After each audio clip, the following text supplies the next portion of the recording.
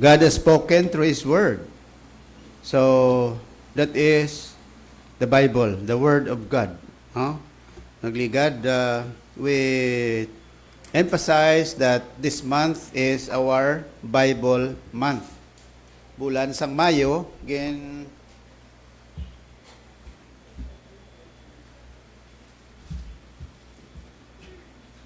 ginpili taning ang aton nga emphasis is about the Word of God. Pila gani kabilog ang libro sa Bible? We have 66 books. Can we recite the 66 books? Tistinganta. From Genesis to Revelation. Okay? Sige.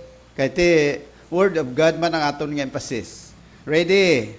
Genesis, ready? Begin.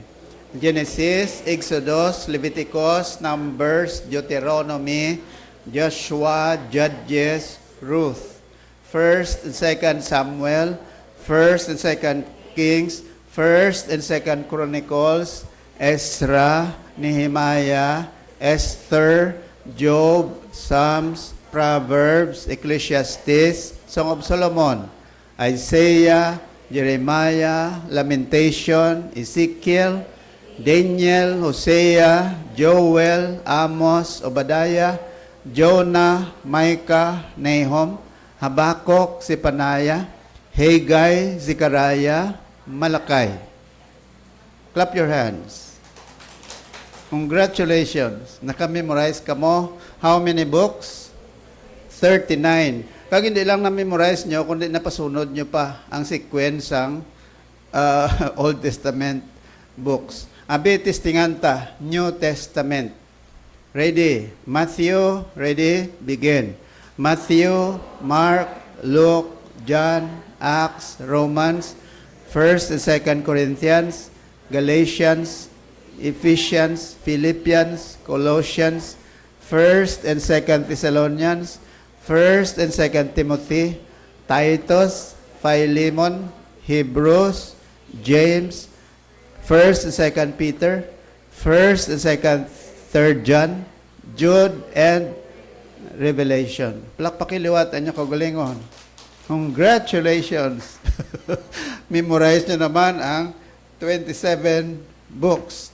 So, we have, all in all, we have 66 books in our Bible. Not 72. Because 72 has Apocrypha in it. And we do not acknowledge Apocrypha. You have to understand, ang Apocrypha, hindi na yung inspired Word of God. Diba? Anong mga examples ng Apocryphal books? Mga Tobit, mga 1st and 2nd Maccabees, mga Esdras, kag iban pa. No? Wisdom of Solomon, so on and so forth. So, magsiling kita gani nga Apocrypha, mga spurious books na sila. Magsiling spurious, they are not inspired Word of God. Ang inspired lang niya, amo ang 66 books sa Bible. And for you to understand that the 66 books in the Bible were written for more than 1,600 years in writing. So from Genesis to Revelation, 1,600 years. And for you to understand that the Bible was written by how many writers? The Bible was written by 40 godly writers. Munang godly, meaning to say, God did not just choose writers who were not godly. All of them were godly writers. And the most number of books nga nakasulat sa Bible, sa aton nga Bible, wali one kundi si Apostol Pablo. He wrote 12 to 13 epistles. That includes the book of Hebrews. So siya ang pinakadamo nga nasulat sa Bible. Sino pagid ang may pinakadamo? Si Moses. How many books were written by Moses? 5. Genesis, Exodus, Leviticus, Numbers, and Deuteronomy. The books written by Paul starts from the book of Romans until the book of Philemon. So, tanan ini ginsulat ni Pablo, including ang book of Hebrews. So in other words, if the Bible was written for more than 1,600 years, we can ultimately say that the Bible is truly the book or the words of God that we have to make it as a guide for our Christian living. That is why, siling pa ni Dr. Greg Tingson, siling niya, Bible, ginimuha niya acronym. B-I-B-L-E. Ang B stands for, basic. I stands for instructions. B stands for before. L speaks about living. E stands for earth. Amo na sila, acronym man lang na, acronym. Para maintindihan tatuod, no? The Bible is the basic instructions before leaving earth. That means, our book, the Bible, is our only guide for our Christian life, for our Christian living. Nobody would be able to know more about God without the Bible. Amo na siling ni George Washington, isa sa presidente ng Amerika, we cannot, hindi kita makadumala sang aton pungsod without God and the Bible. So, the Bible is very important. The Bible is needed in our homes, in our community, in our country.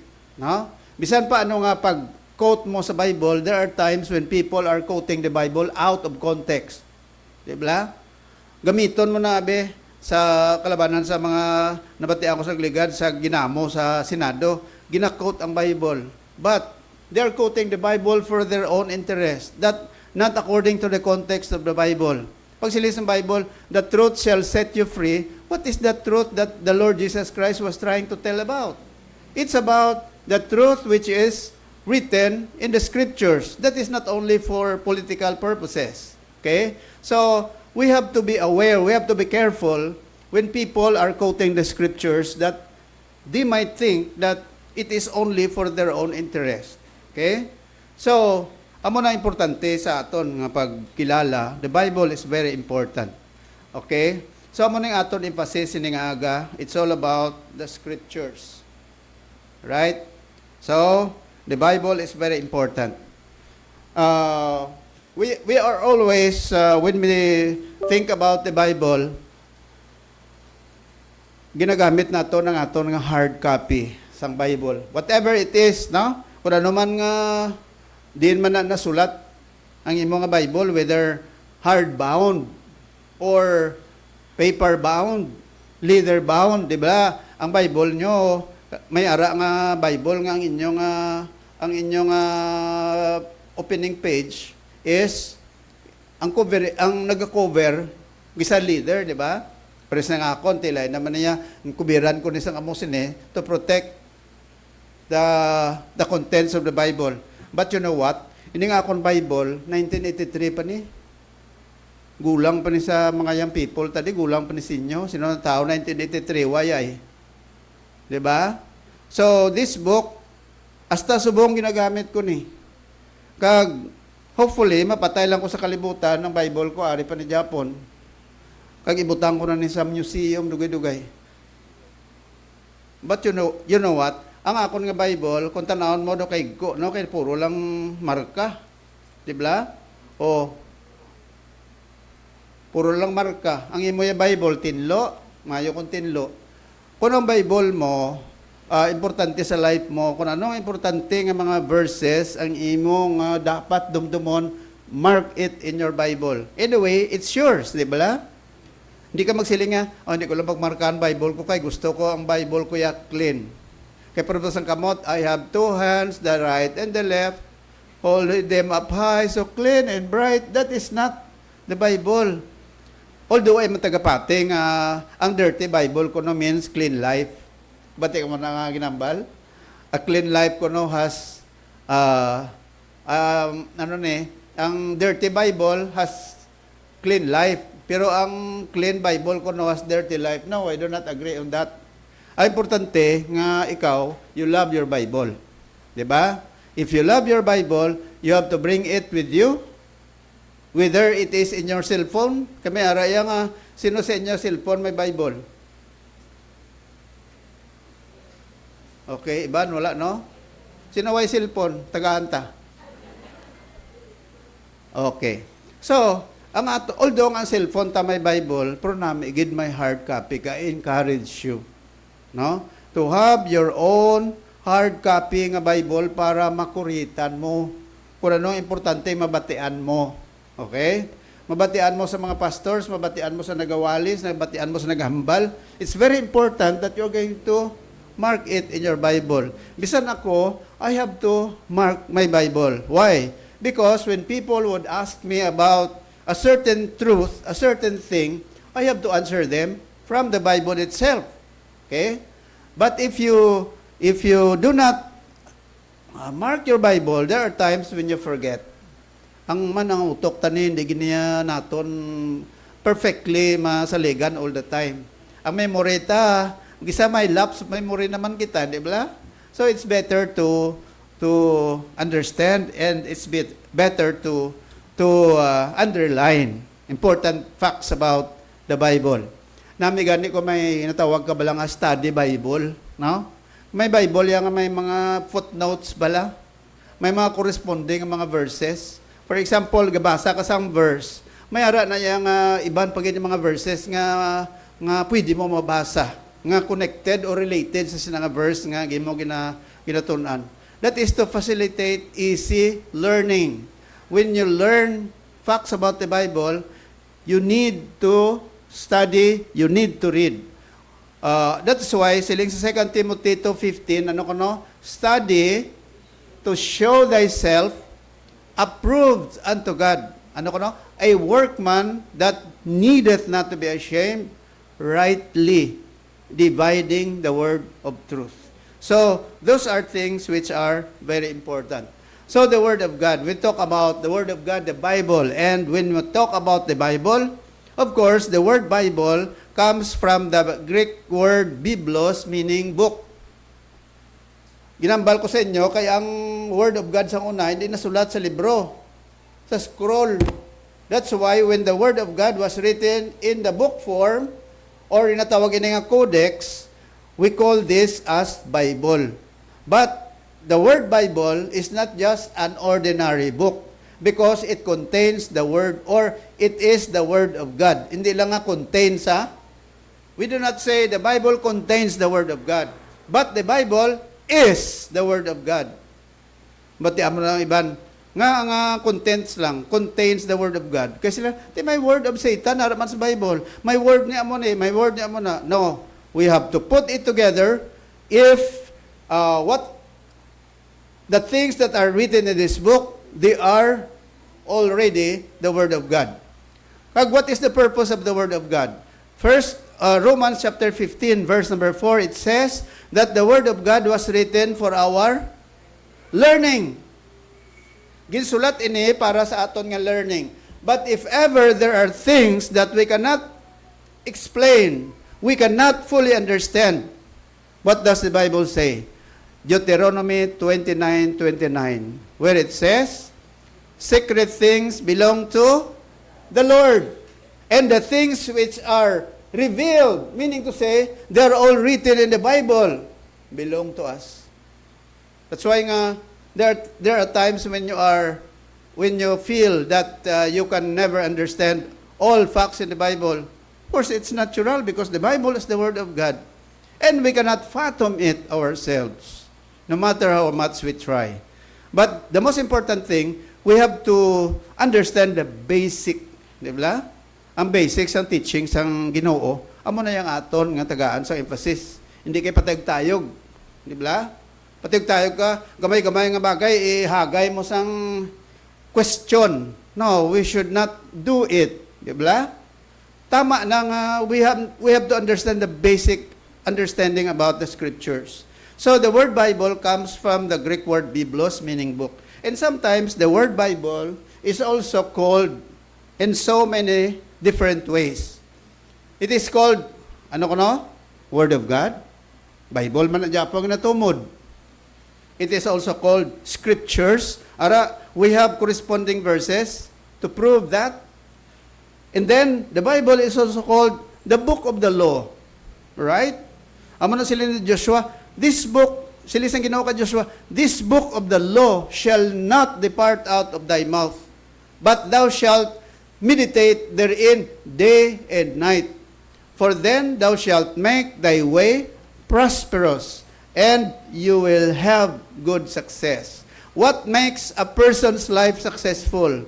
When a person is living according to the Bible. Kung nagkakabuhi ka sa Biblia, kung nagkakabuhi ka sa principles of the Word of God, dira ka ginapakamaayos ang Ginoo, whatever your endeavors will be. Kung nag-engage ka sa imo trabaho, when you are studying, when you are engaged in business, everything, all endeavors that you are making, siling sa Bible, the book of the law, the Word of God should not depart out of your life, out of your mouth. You have to meditate day and night. It will make your way prosperous. Ara, promise ang ginawa ka Joshua, it is still applicable today. Ang mga tao nga, bisan ano nga endeavor sa kabuhi mo, kunwa ay kagatag, more emphasis sa Ginoo, wala gid. It will just come to nothing. Kales ang aton nga prophet. Amo na sila sa Bible, ginatawag book of the law. Ginatawag ba ng Bible nga law of the Lord. Ginatawag man nga testimonies of God, the truth of God, the commandments of God, the precepts of God, the statutes of God. So these are all the synonymous terms applied to the word Bible, book, holy book. Ginatawag Holy Bible. Amo na kung may Bible kada ginatawag Holy Bible. Why? Because it comes from the Lord. So, ang ato ni emphasis ni nga guys on 2 Timothy chapter 3 verse 1 to 17. We have just read that during our scripture reading. And of course, we will not read it anymore, but try to emphasize that this chapter, by the way, 2 Timothy is the last book written by the Apostle Paul. Magsilingan, last book gani. Ang 2 Timothy, amo ni katapusan niya nga pamilin-bilin sa kay Timoteo.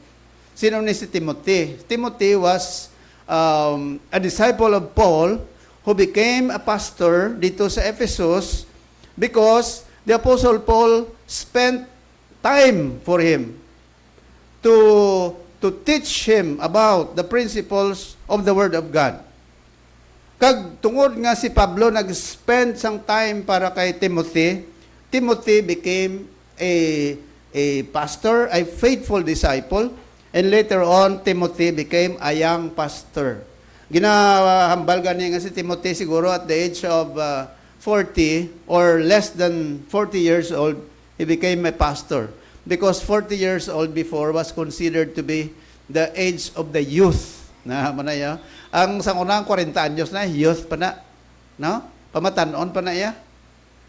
Subong niya, ang pamatanon niya starts from 12 to 20, 13 to 21, amo ng school of thought, nga sila, adolescent na, teenager. Pagkatapos, panawag sa imo, young adult ka na, or mid-adult, and so on and so forth. But before, age 40 was still considered to be a youth. That's why the Apostle Paul taught Timothy, aside from a new pastor, panawag siya na, new pite, no?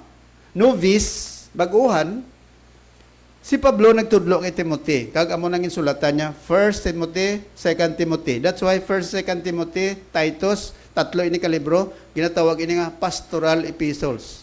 Amo nang instructions ni Pablo para sa mga pastors. So, 2 Timothy, chapter 3.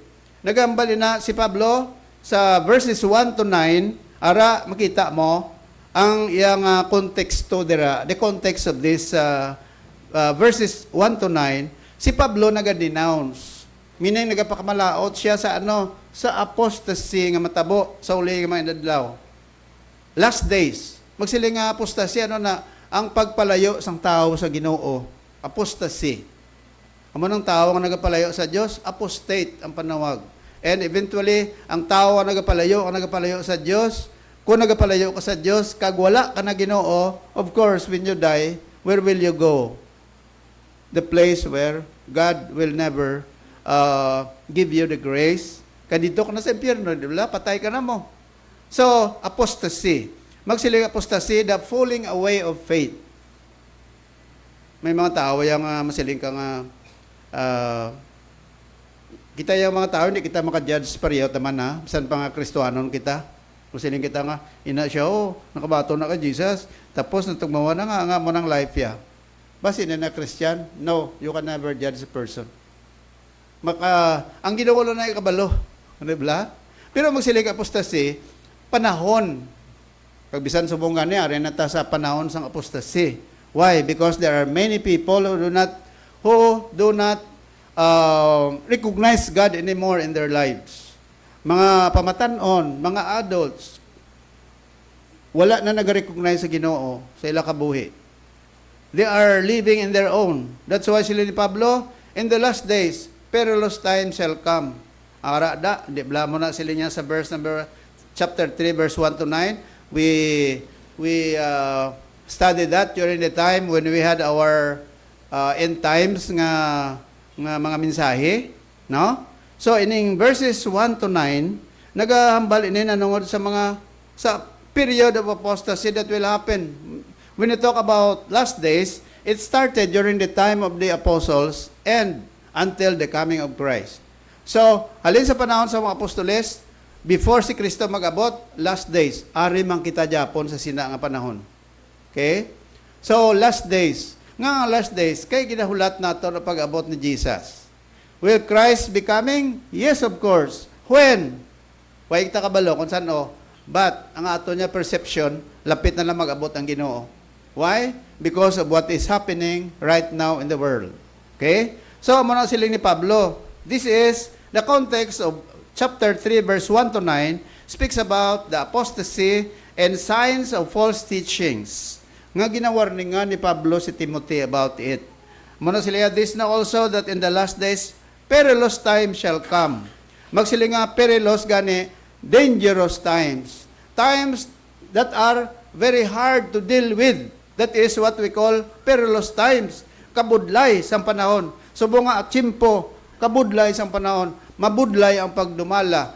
Mabudlay ang pagdumara sa mga katawan. Why? Because men shall be lovers of their own selves, covetous, boasters, proud, blasphemers, disobedient to parents, unthankful, unholy, without natural affection, truce breakers, false accusers, incontinent, fierce, despisers of those that are good, traitors, high-heady, high-minded, lovers of pleasures more than lovers of God, having a form of godliness, but denying the power thereof, from such turn away.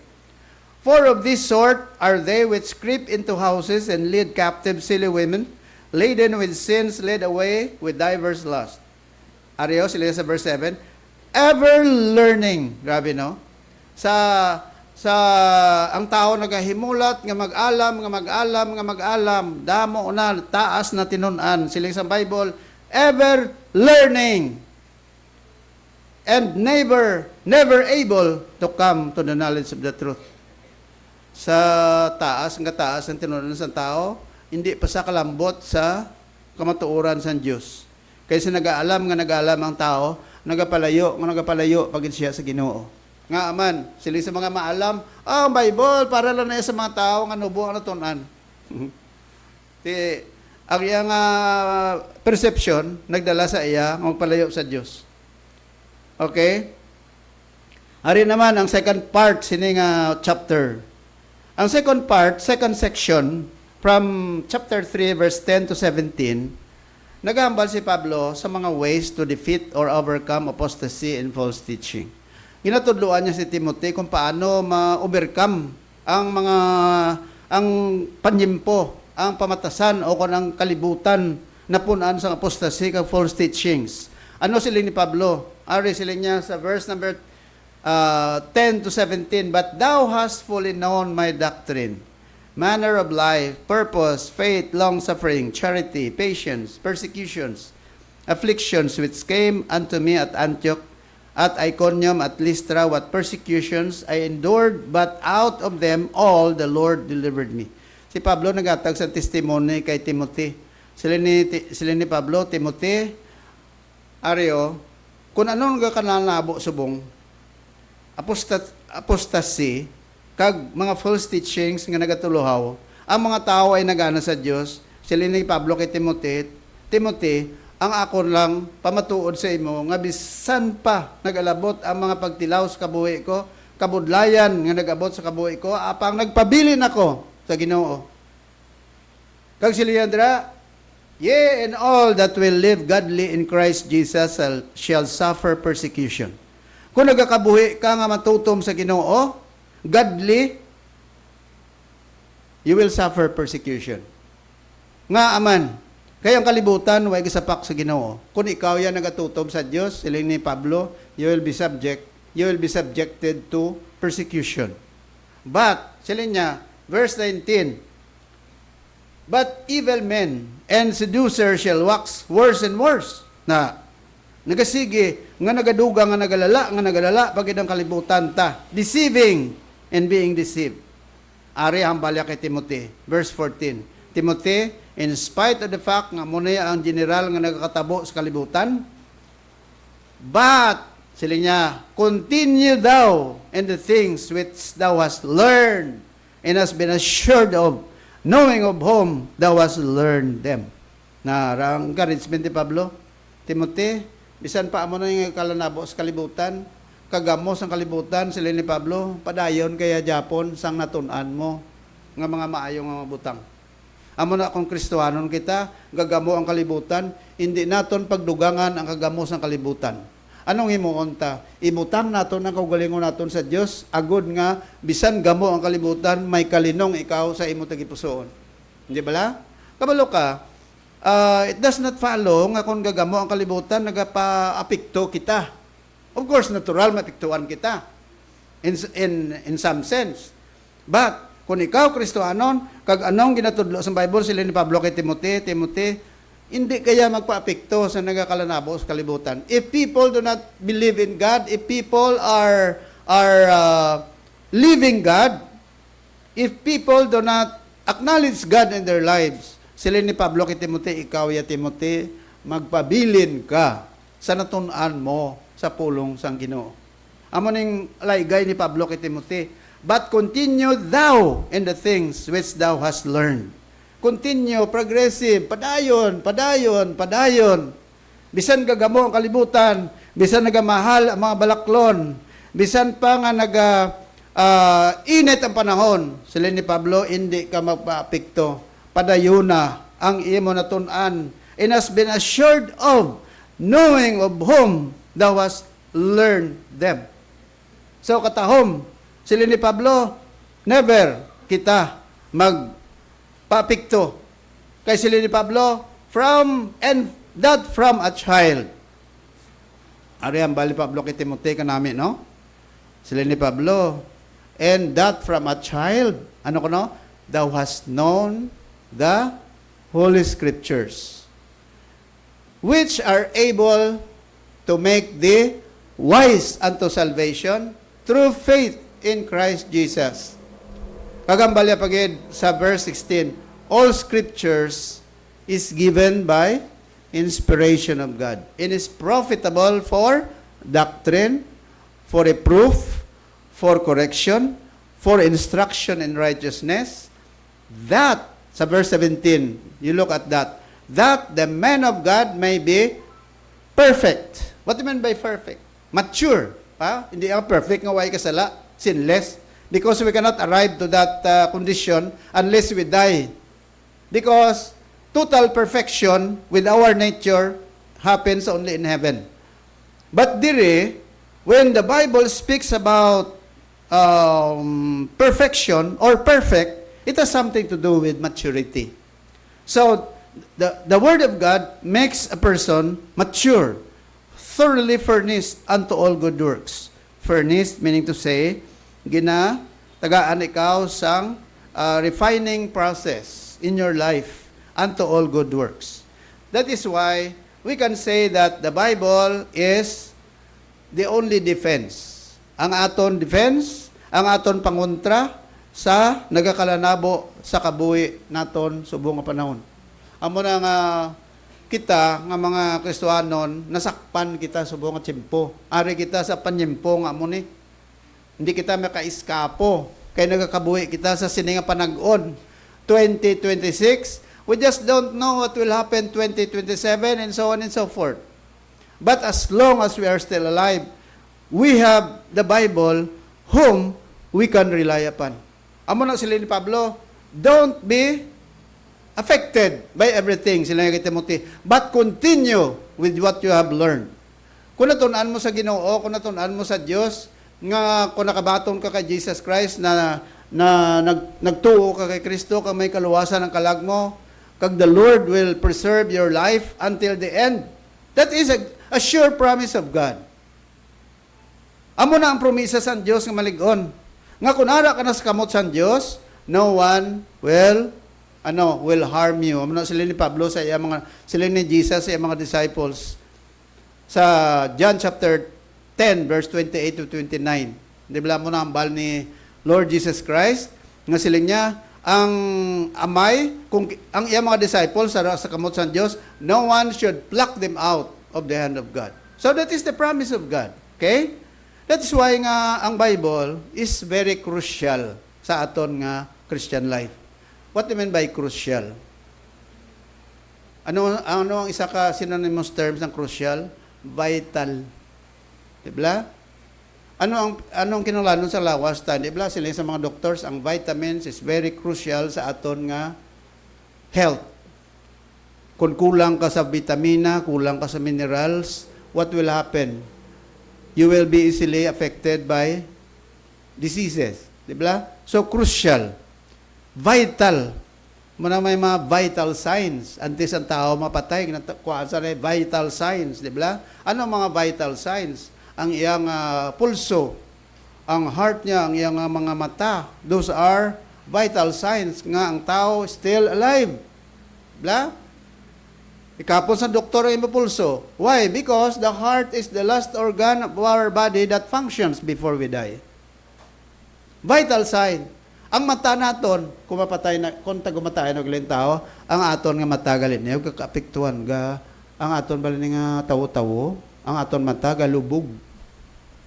Although nga may mata nga lubog naman nga daan, bisan luay pa na. Pero amo na kita mo na gina-flashlightan sa doktor ang mata. Miro ginahikap ang pulso. Sila ang doktor nga. Dason dugay-dugay ku ang doktor sa iya nga flashlight, dason ang mata, flashlightan.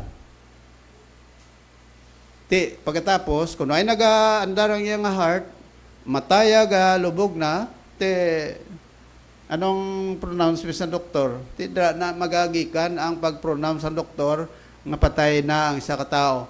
Amo na nga pronounce siya clinically dead. Clinically dead. Why? Kaya mga vital signs na pakita. So the Word of God also is crucial to our Christian life. Without the Bible, mga kauturan, ano na lang kita? Without the Bible, we do not have the idea, the knowledge about God. Amo na mga tao nga way gabasa Bible, way gid ga hibalo partis Bible, ano ang sa ila? Wala gid, zero.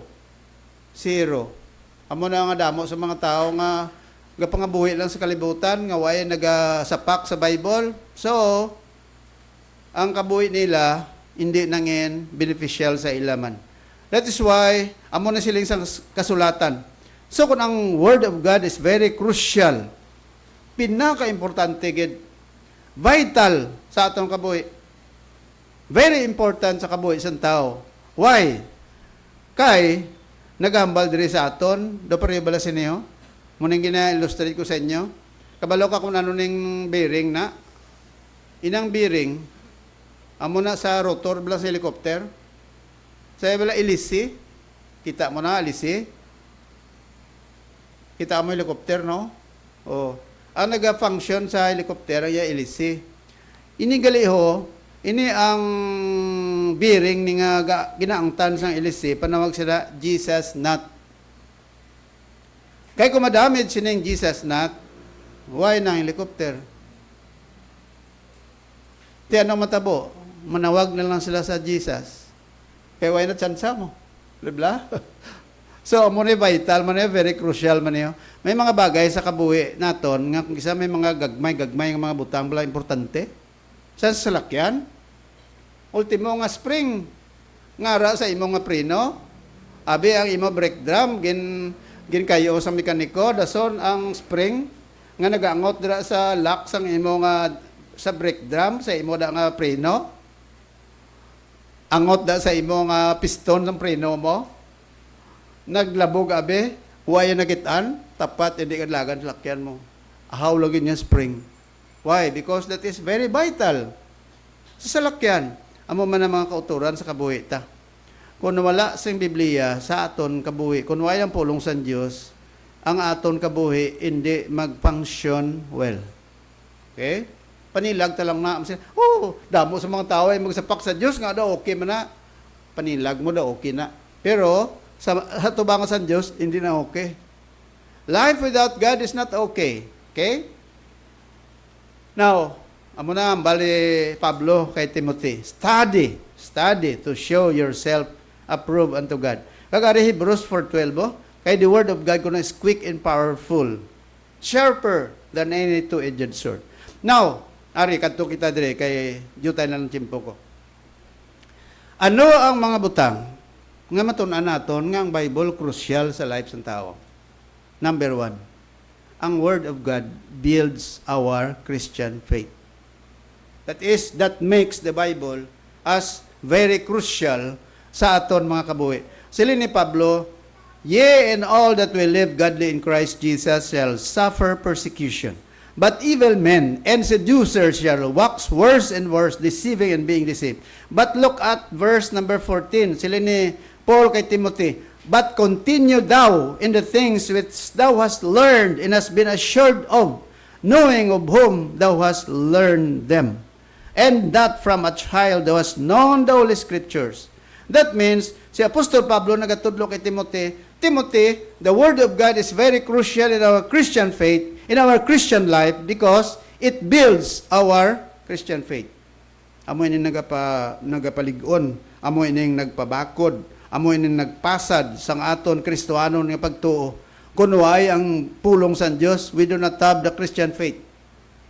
Amo na mga tao nga wala Ginoo, wala nakatuon sa Bible, paano nila madiskubrihan na matutuon nga pagtuo? Kaya matutuon niya pagtuo nagikan lang sa Word of God. Diba? Amo ni. Now, ang pamangkot, si Timothy, paano na build up ang iya Christian faith?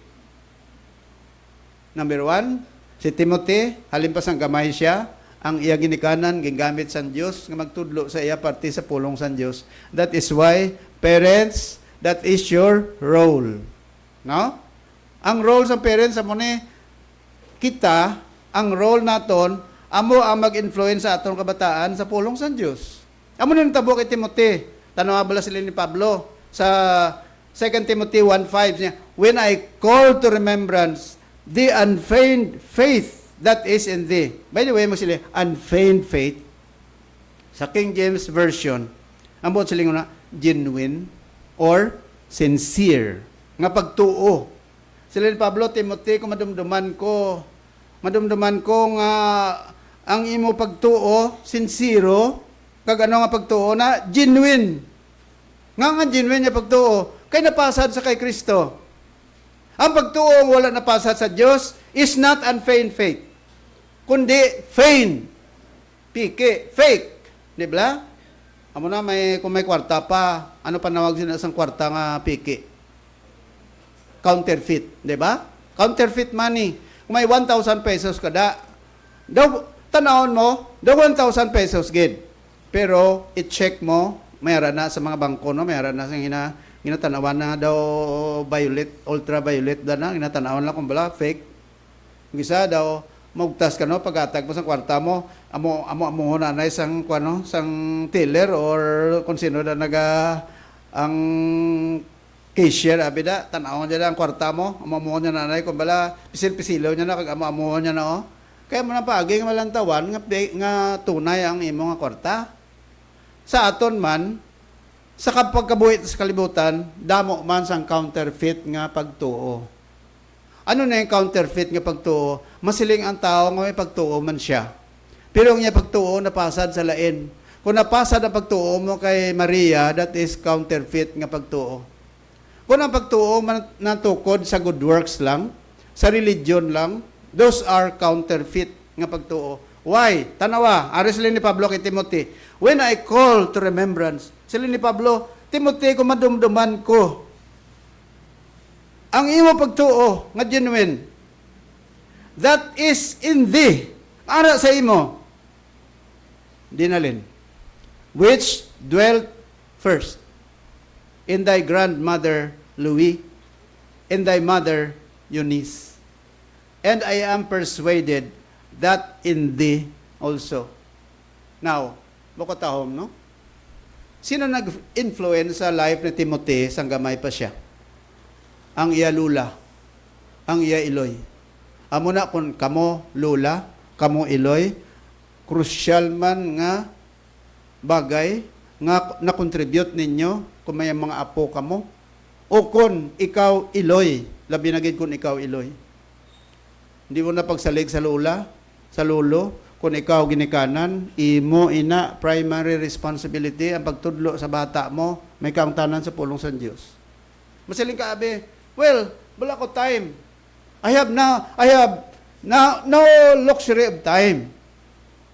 That is your responsibility. Tanong mas Timothy.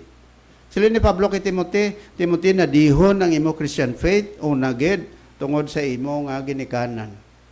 Tungod sa imo lula, tungod sa imo iloy. Ang imo lula nag-influence sa iloy mo. Kagang iloy mo nag-influence sa imo. Ti kundi nami ang growth, spiritual growth ni Timothy. Now, ako dawali ko kaagis na iya. Di ba? Sang gamay kami, why man kami natudloan parte sa Biblia? Di ba no? Magulang ko na eh. But ikaw, may bersikulo kang natunan sang gamay ka pa? Wala, no? Bisan utod, wala. Ay na naman itong atong ginikanan, no? Tiyan mo na, mga ginikanan, ang ginikanan ko, nagdako ko yan, halin sa gamay ko, ang amon ginikanan, ginatudloan lang kami kung paano manguros. Kung paano maghalok sa dignom, during sa Semana Santa. Kainsindi ka mo sa dignom? Makita mo, ikaw mo kainsindi. Ang dignom, amo na bilang gina kung mag-Semana Santa, kundi isulod ka simbahan, sa Katoliko ha. Tapos may mahalok ka to sa gamay nga santos bla. Iduso sa ilong mo, gisa ka igo pang ilong mo nga dapa. Gisa ka pangakig pang, gisa sa agtang panaigo. So ba niyo sa naman na sang alcohol da o kon perfume, isa naman. Pagwa mo sa, perti nakakuan ako to. Galiad-liad ka, abi mo, okay na ang life mo? Kaguntong ang gabi, kadto kami na sa katedral sa una. Gabantay kami na magwa ang dako na balang kahigda, nasulod sa kahon. Ano pa nawag sina? Kung ang gamay, dignom, inaya Santo Enchero. Nabalang kahigda da, nga tanaw mo doon si Jesus, ginalibot na akong gabi mo. Amo ng obra namon sa una. Sino nagtudlo sa akon? Ang akon, lula. Ang akon, iloy. Pero si Timothy, tanawa, agin tudlo siya sang Diyos siya, sang iya lula, kag siya iloy, genuine nga pagtuo. Nga genuine nga pagtuo.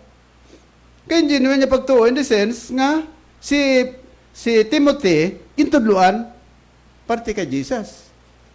Mo nagamay pa bata mo, tudloan mo ng daan partis Ginoo para magdako siya, kabalo na siya sang kung ano ang insakto.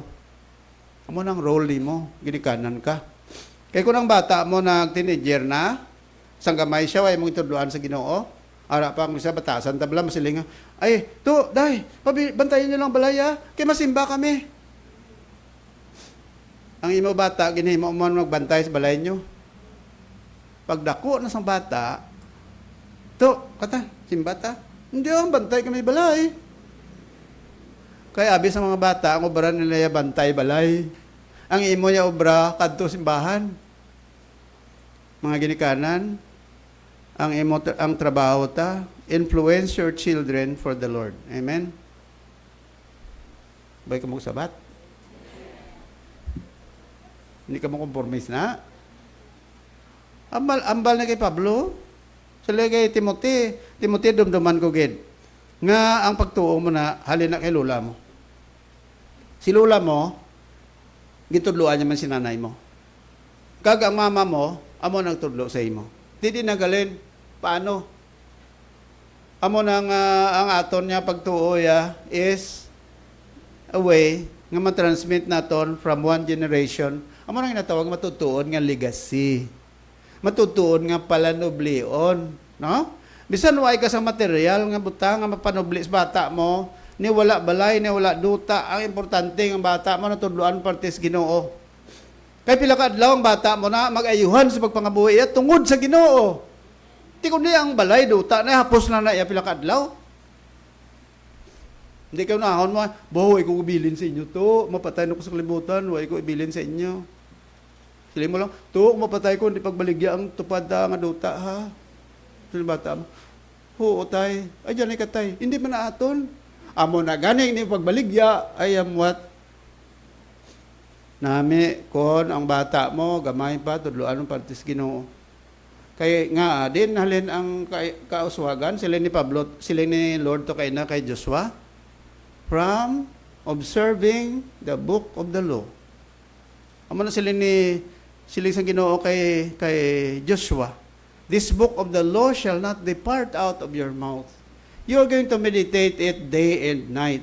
For then it will make your way prosperous. And you will have good success. You will be successful. Di nagalin ang success ng tao kung ang life naton is connected with God. Do you want to become successful in life? Let your life be connected with the Lord. Tiyan mo na sila ni Pablo, ari pagid sila niya. Kasi sino pagid? Ginhalinan sang Christian life ni Timothy, kay Pablo. Nami man, kung may mga magluwa sa parents, may mga tao man nga ma-influence ikaw para sa Ginoo. Diba? Amo na kung Christian ka, influence others for the Lord. May iba niyang tao nga influence ka sa kalainan. Ikaw yung Christian, influence others for the Lord. Ikaw may mga friends ka.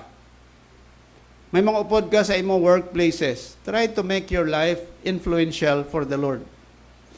Storya sila partis Ginoo. Diba? Hindi lang sa mga butang yung pangabuhi lang. Amo na nga siling sa Bible sa mga parents, and you, fathers. What do you mean by fathers? Generic na, but silingon, parents. Provoke not your children to wrath. Nga ginaprovoke nga maakig ang bata, kayo ubaya lang, kung ginikanan siya, ubra lang saya bisyo, ubra lang sa pahubog. Ito yung bata yung ganon, to, kamang dako gani, di ka magpareho sa ako na. Uy, do what I say, but do not follow what I do. Pwede ba na sa ginikanan nga muna? Diba? Amo na nga nagakaakig ang kabataan, kay tulukon lang ginikanan. Nga, hambal ka sa akon nga amo na, pero ang ginakabuhi ka, lain no? Amo na akong ginikanan ka, live what you teach. Diba? Bata mo, nagapanilag sa imo eh. Kita nila nga, masilig ka, bo, ginanglan, Diyos nun, kita ha? Pero ikaw, yaw, ay kabuhi ka Diyos nun. Yawan on. Diba? Tiyan mo na sila sa Bible, hindi pagpakiga bata mo, but bring them up in the nurture and admonition of the Lord. Diba? O, mo nang role ta. Kadua, nga importante, nga crucial ang Bible because it makes us wise unto salvation. Okay? Dali na lang ko.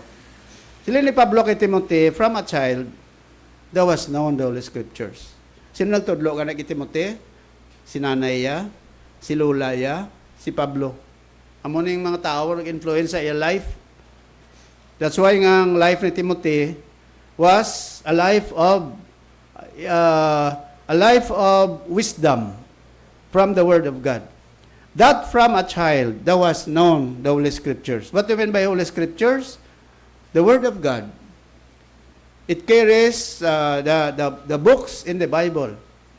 What is the function of it? which are able to make thee wise unto salvation. Nga wise unto salvation through faith in Jesus Christ. Amo nang clarify ni Pablo, gin-qualify ano ang makapaalam sa imo sa kaluwasan tungod kay Kristo nga nagtuo ka. Amo na ang wisdom nga ginahambal sa Biblia. Ang tao nga nagtuo kay Kristo nga manluluwas, amo nang ginatawag wise unto salvation. Kaya nga, kung may mga tao nga kaluwasan na nasandig hindi kay Kristo, that is not wise. Tiyan mo na sila ni Pablo, it makes you wise unto salvation. What makes us wise unto salvation? The Word of God, the Scriptures. Why? Because the Bible teaches us, points us to Jesus Christ as our Savior. Okay? Kaya nga, nung siring sa Romans 10:17, faith cometh by hearing. Punang tao, abi, why pinamatian sa Word of God? Why sa kinsindi, parti sa Biblia? Ano na lang? Why sa pagtuong matutod? Kaya siling sang Bible, ang matutod niyo pagtuo, nagahalin sa pagpamati, kag ang kinapamatian, amo ang pulong sang Diyos. Kaya abi, kung lain-laing na pamatian mo niya, will you have developed the real faith? No. Okay? Amo na siling ni Jesus Christ, search the Scriptures. Usisaan ninyo ang kasulatan. For in them you think you have eternal life.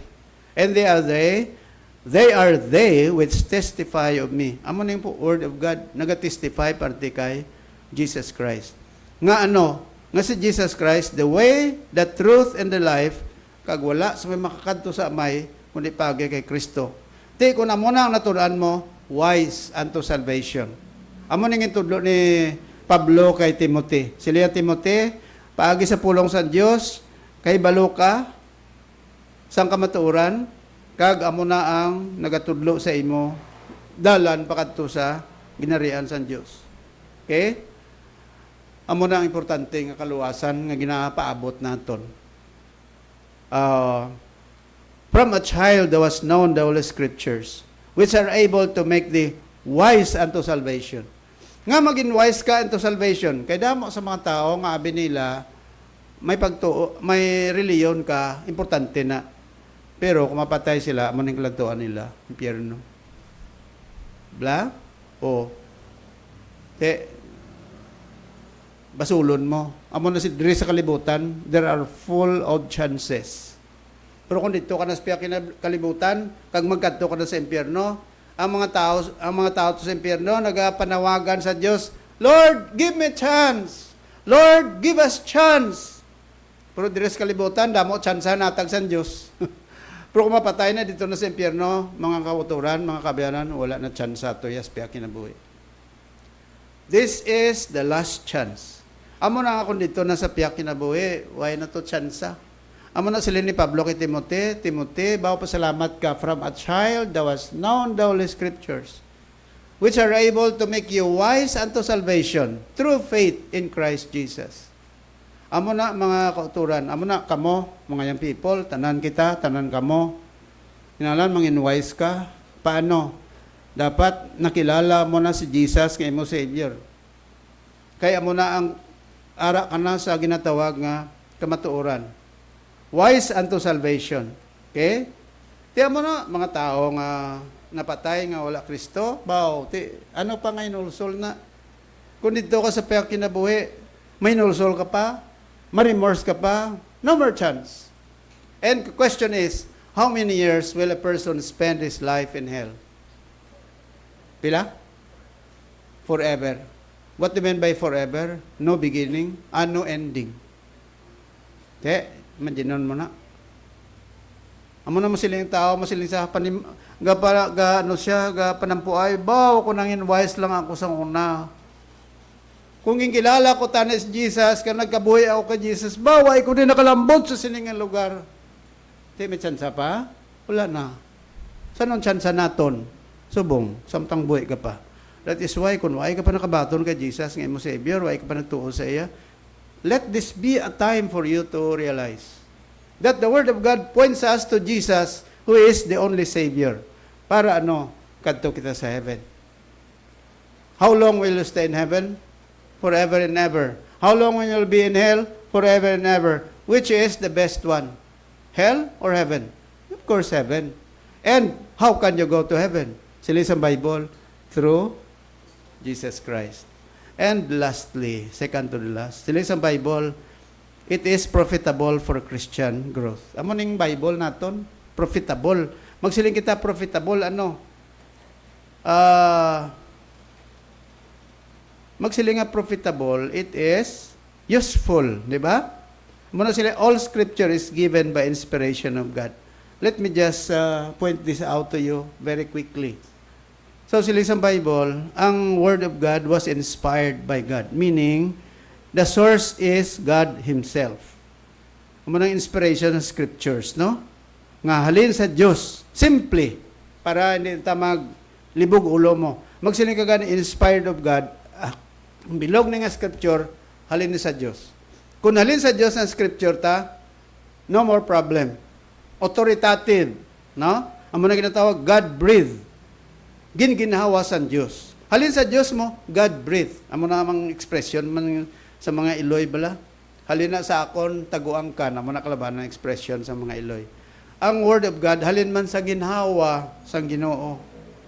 Kagano pagid, kung halin sa Diyos, verbal plenary inspiration. Magsila ka verbal gani, ang tanan niya pulong sa Diyos, ang tanan niya literary nga makita naton sa Bible, reliable kag authoritative. No? Galin di ko makapalawig da. Kay why not the time. So amo nang authority sa scriptures. That's why kita gapati nga natawag nga ang Bible sola scriptura. Anong magsiling ka sola scriptura? Bible alone. Kita nagapati nga ang Biblia lang gid ang source ng aton authority. Why na sa iban? Okay? So, amo na nga siling sa Bible kay Timothy.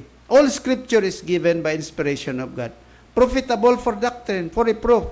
Now, may apat ka profitable insights nga ginambal si Pablo. Number 1, sila kay Timothy, profitable for doctrine.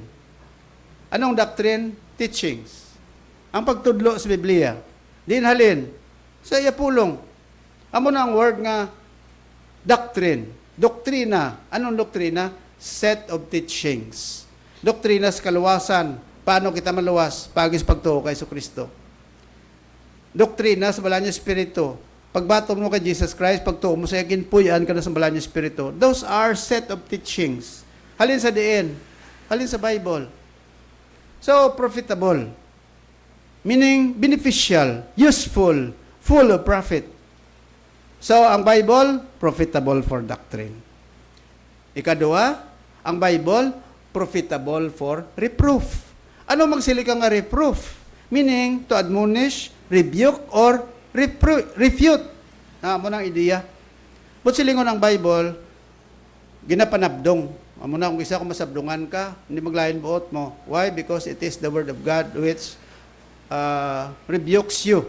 Anong rebuke sa iligay nun? Sabdungon kita. Kung hindi insakto nga aton kinahimo, sabdungon ka. Hindi ka maglain buot. Ano man ito nga ginsabdong man ko, ano man ito nga ginsaway ko, ano man ito nga daw, ako gito ginatumo daw.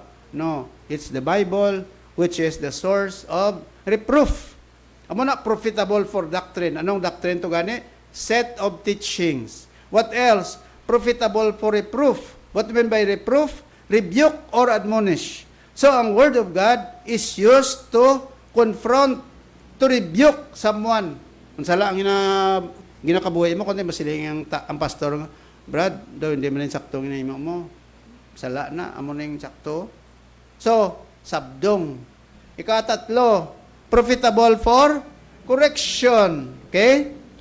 Ano nga correction? The believers must correct certain aspects of their lives to mature in Christ. Muna dapat makoreksyonan ka para mag-mature ka. Scripture helps the misguided correct their false doctrine. Right? So, muna, hindi lang nga koreksyonan ka, kundi i-restore ka pa.